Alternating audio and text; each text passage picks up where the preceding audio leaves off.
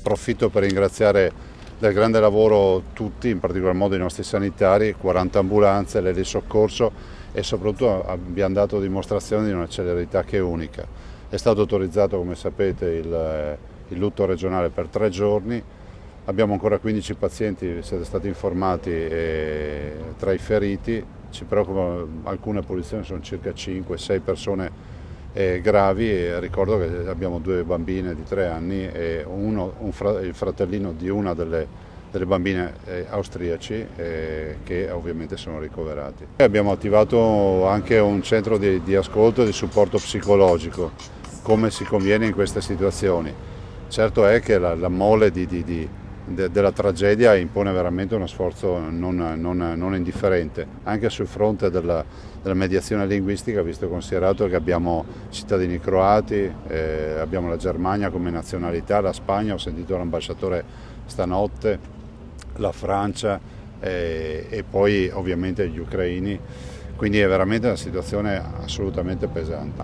Considerate che adesso abbiamo da un lato il tema del riconoscimento delle vittime e dall'altro quello di occuparsi dei pazienti. Ringrazio i medici, non solo quelli che erano in strada questa notte, ma anche coloro che sono negli ospedali, che sono rientrati dai turni da casa. Vi dico solo che ad esempio a Treviso abbiamo svuotato il pronto soccorso e abbiamo dirottato pazienti.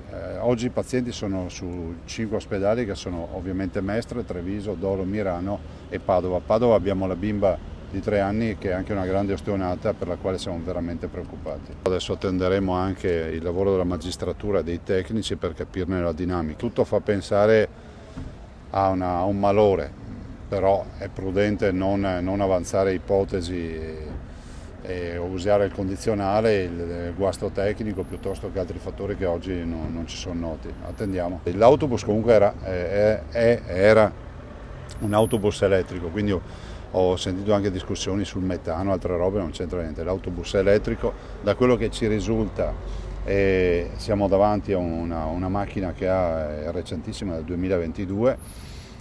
L'autista è una persona esperta, per bene, super referenziato, per cui si tratterà veramente di capire la dinamica. Io spero che le immagini delle telecamere in strada, quella in autobus, se ci sono, se si sono salvate le immagini e le testimonianze, ci aiutino a capire cosa è successo, perché noi non ricordiamo quel tratto di strada come un tratto di strada degli incidenti. Ci sono tra i superstiti, o meglio tra i feriti, ci sono almeno 4 pazienti che possono parlare, uno dei quali è anche in rianimazione ma parla. E hanno ammesso qualcosa? Questo non ve lo posso dire, grazie.